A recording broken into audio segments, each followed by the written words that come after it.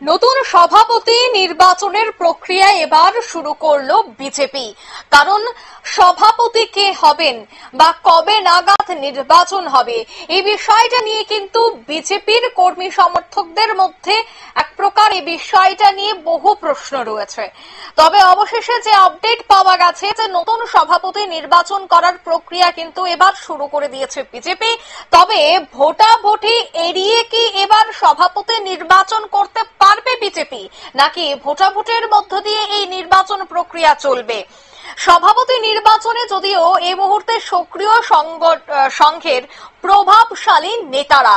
বিস্তারিত সে বিষয়ে জানবো। টেলিফোন লাইনে যুক্ত হয়ে গেছে প্রতিনিধি শেখ মনিরুল। একদিকে যখন ধারণা করা হচ্ছে যে ভোটাভুটির মাধ্যমে সভাপতি নির্বাচন, কিন্তু অন্যদিকে যদি বিজেপির প্রথম সারির নেতৃত্বরা ভোটাভুটি এড়িয়ে নির্বাচন করতে চায়, তবে কি সেটা সম্ভব? কি জানতে পারছো?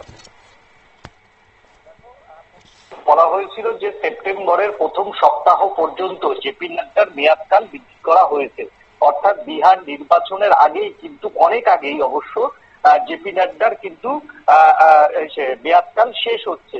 এবং সামনেই আমরা জানি যে রাষ্ট্রপতি উপরাষ্ট্রপতি পদে উপনির্বাচন, উপরাষ্ট্রপতি পদের উপনির্বাচনে রাজনাথ সিংহ, প্রধানমন্ত্রী নরেন্দ্র মোদী, অমিত শাহর মতো সিনিয়র বরিষ্ঠ নেতারা তারা কিন্তু সবাই ব্যস্ত। এবং এই উপরাষ্ট্রপতি নির্বাচনের পরে বলা হয়েছিল যে সভাপতি নির্বাচনের প্রক্রিয়া শুরু হবে, কিন্তু যেটা দেখা যাচ্ছে যে উপরাষ্ট্রপতি নির্বাচনের আগেই বিজেপি সভাপতি নির্বাচনের প্রক্রিয়া কিন্তু শুরু করেছে বলে বিজেপি সূত্রের খবর। এখন প্রশ্ন হচ্ছে 70 থেকে 80 জন যে সংঘ নেতার মতামত কয়েকদিন ধরে দেওয়া হয়েছে এবং সংঘের যারা বরিষ্ঠ এবং প্রভাবশালী নেতৃত্ব তাদেরও কিন্তু বিজেপি এই ক্ষেত্রে মতামত, বিজেপি এবং তোমার হচ্ছে বিজেপি সংঘের যে সমন্বয় রাখেন তিনি হচ্ছেন সংঘ নেতা অরুণ কুমার বেশ কিছু মেসেজ ইতিমধ্যেই বিজেপির কাছে দিয়েছে, সংঘ কি চাইছে না। সেই সংখ্যাটা প্রায় 80 থেকে 90 জন সংঘের বরিষ্ঠ যারা নেতৃত্বরা রয়েছেন সেই সমস্ত নেতৃত্ব মেসেজ ইতিমধ্যেই দীনদয়াল উপাধ্যায় মার্গের কাছে পৌঁছে গেছে। সেই বার্তা পৌঁছানোর পরেই কিন্তু এবার সভাপতি নির্বাচনের প্রক্রিয়া শুরু করে দিল এবং উপরাষ্ট্রপতি নির্বাচন একেবারে শেষ হওয়ার পরেই হয়তো সভাপতি নির্বাচনের দিন ডিক্লেয়ার করে দেবে বিজেপি। তবে সব থেকে যেটা বড় প্রশ্ন হচ্ছে যে দেখো, অমিত শাহ থেকে রাজনাথ সিং থেকে আরম্ভ করে নীতিন গডকরি থেকে আরম্ভ করে তারপর হচ্ছে অমিত শাহ এবং জেপি নাড্ডা, এই চার সভাপতি নির্বাচনেই কিন্তু ভোটাভুটি এড়িয়ে বিজেপি কিন্তু সভাপতি নির্বাচন করতে পেরেছিল। কিন্তু এবারের যে সভাপতি নির্বাচন, সেই সভাপতি নির্বাচনে সংঘ ঘনিষ্ঠ বেশ কয়েকজন রয়েছে, সংঘ ঘনিষ্ঠ বেশ কয়েকজন সিনিয়র নেতা রয়েছে, যাদের কোনো মুহূর্তেই কিন্তু বিজেপির যে সেকেন্ড জেনারেশনের যারা লিডারশিপ রয়েছেন তাদের কিন্তু পছন্দ করছে না। এই ক্ষেত্রে সংঘের সঙ্গে কিন্তু একটা সরাসরি বিজেপির মধ্যে কিন্তু একটা মতানৈক্য রয়েছে।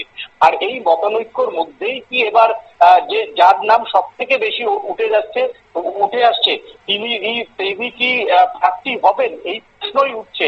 এবং এখন দেখার একটাই বিষয় সবশেষে যে এই তোমাকে নামগুলো বললাম যে রাজনাথ সিং থেকে আরম্ভ করে জেপি নাড্ডা থেকে আরম্ভ করে সবার পালাতেই কিন্তু বিজেপি ভোটাভুটি এড়াতে পেরেছিল। এবছর বিজেপি শেষ পর্যন্ত ভোটাভুটি এড়িয়ে সভাপতি নির্বাচন করতে পারে কিনা সেটাই হচ্ছে সবচাইতে বড় ব্যাপার। তবে বিহারের নির্বাচনের আগেই বিজেপি নতুন সভাপতি ঘোষণা করে দিতে পারে বলে এখনো পর্যন্ত বিজেপি সূত্রের খবর।